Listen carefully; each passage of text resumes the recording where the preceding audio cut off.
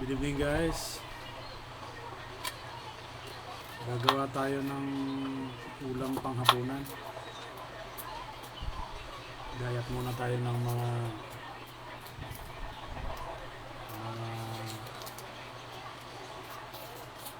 ricado.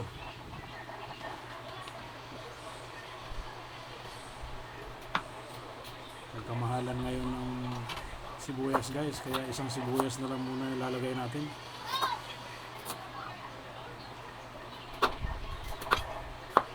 Konting luya.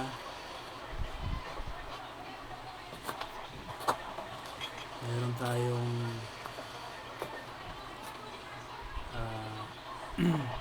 kalamansi, sili. Habang iniihaw natin tinuturbo ko yung liempo at saka kapirasong pork liver habang nagagayat ako ng ricado. So, mabilisan lang naman ito guys.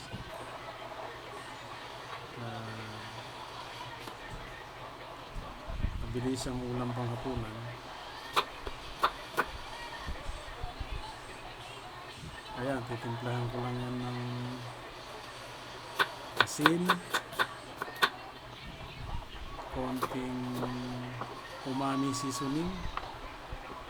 Medyo may katagalan na rin po kami hindi gumagamit ng parang betsin. Ang nabili ko, sinubukan ko ulit na gumamit ng umami seasoning. Ibang brand siya, hindi Ajinomoto. So ayan, tinigaan ko ng kalamansi. Maya titimplahan natin yung asin at ng ating umami seasoning.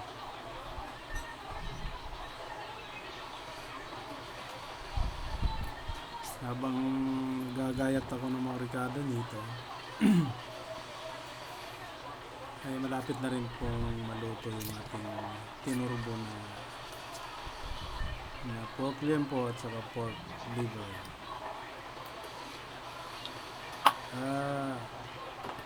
Kaya ko naman tinurbo dahil yung ihawan natin is wala tayong ihawan, nakakahiyang manghiram. Saka itong turbo walang usok, no? Hindi tayo makakapamerwisyo ng kapitbahay. Alam naman natin dito sa lugar natin, medyo marami tayong kadikit na kabahayan. Kapag karne kasi ang iihawin mo, na grabe ang usok niyan. Minsan marireklamo ka pa, no? Ano naman iba dyan,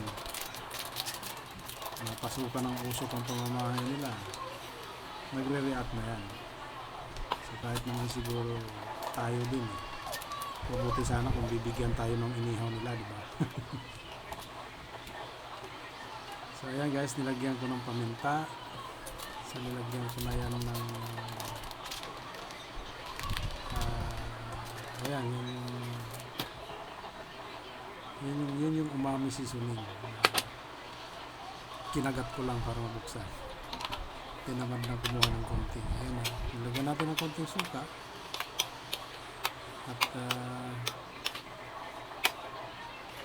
sa puntong yan, malapit na rin maluto. Ayan, malapit na rin maluto.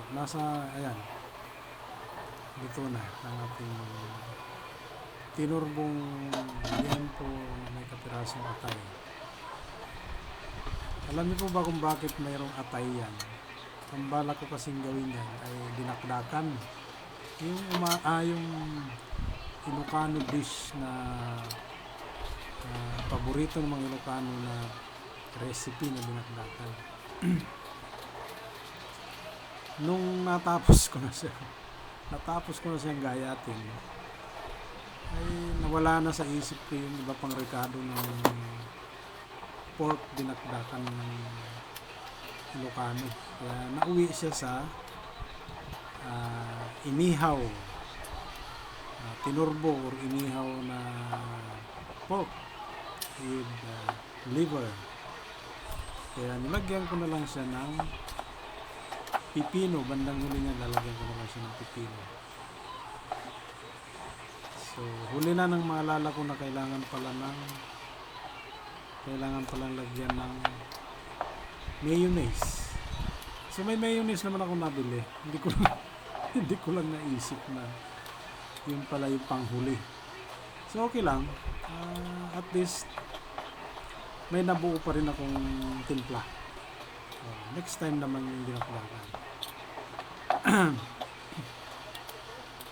So ito, malapit-lapit na tayong matapos dito sa puntong ito. At maya ng konti, pwede na yun.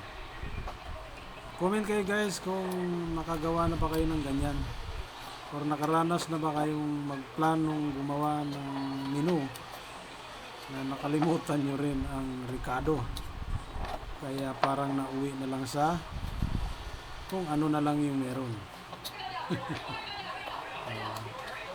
Comment kayo dyan kung anong mga naging similar experiences nyo sa pag-iimbento ng mga lutuing pambahay. So, sa akin talagang purely pambahay lang to. Hindi tayo pwede magbenta nito. Ayun yung anak kong pampagulo. May mga bata ngayon. Ayaw kumain ng mga ganyang ulam. Gusto laging prito. So nakakalungkot. Kasi nakasanayan nila. Anyway, nasa magulang din yan. Nasa pagpapractice. Kaya yung mga anak nyo yung sanayan sa mga prito. Kumakain naman tong anak ko ng sabaw, ng sinabawan, sinigang, nilaga. Pero yung laman, karne, nako, susubukan na. Iluluwa lang. Okay, so ito na guys. Tapos na yung ating timplahan. No? Ayan na, kompleto na siya. Yun nga lang, nawala sa isip ko dyan na ilagay ang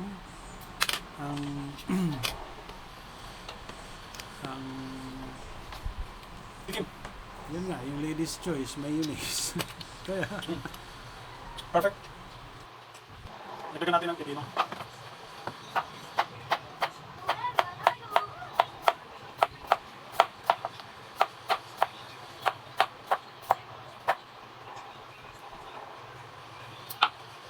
Natin.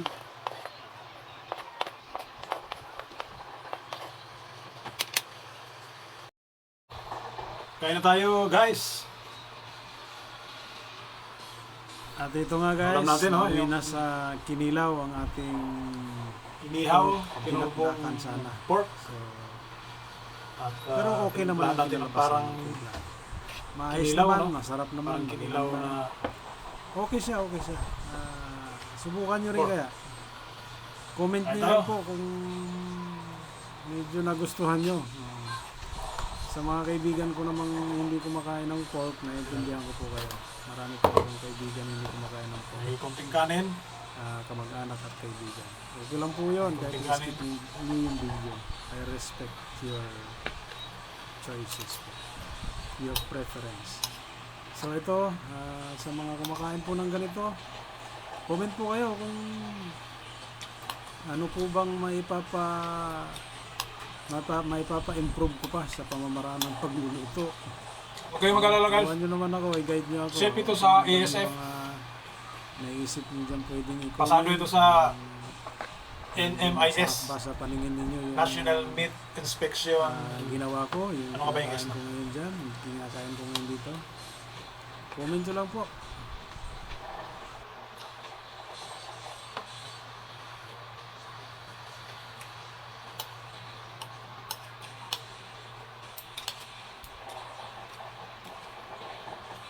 Dinakdakan sana gagawin ko.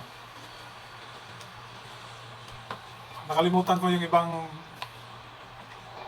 recipe ng dinakdakan.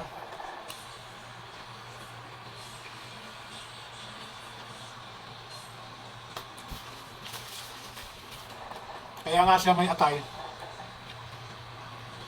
Kasi dinakdakan nga sana. Wala.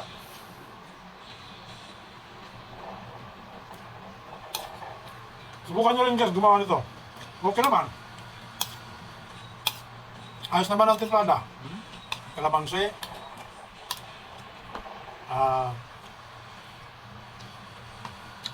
Asin. Suka. Hindi ko na siya nilagyan ng toyo guys kasi minarinate ko muna sa toyo at kalamansi bago ko siya tinurbo.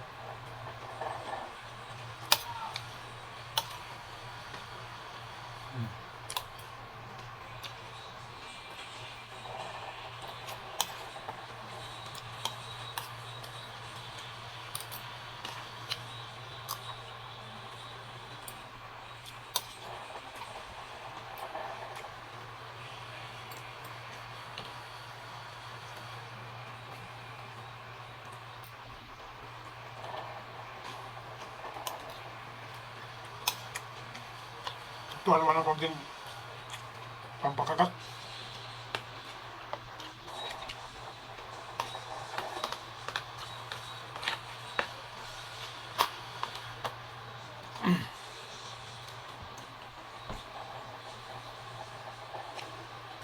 Kaya dyan, anong ulam nyo?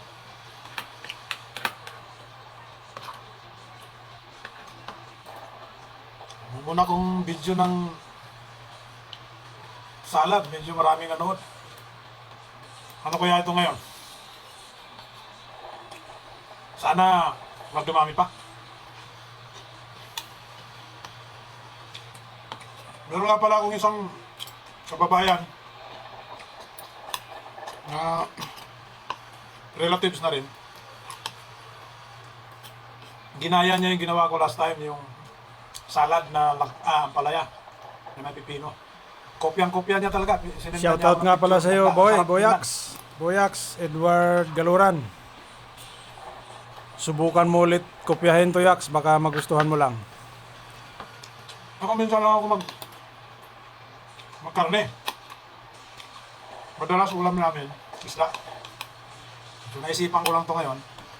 Medyo matagal-tagal na rin hindi nakakatikim nito eh. Kaya mga buwan na rin siguro.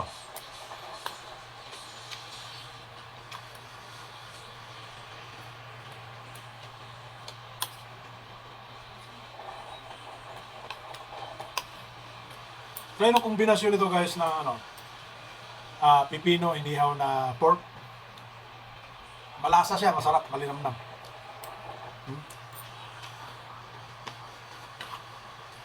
Pero mas maganda sana yung pipinong green. Mas okay para sa akin yung dark green na pipino. Ito white kasi parang mas gusto ko yung dark green na pipino.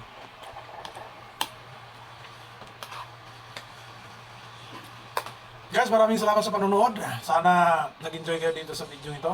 At huwag kayong mahiyang mag-comment dyan kung anong masasabi nyo.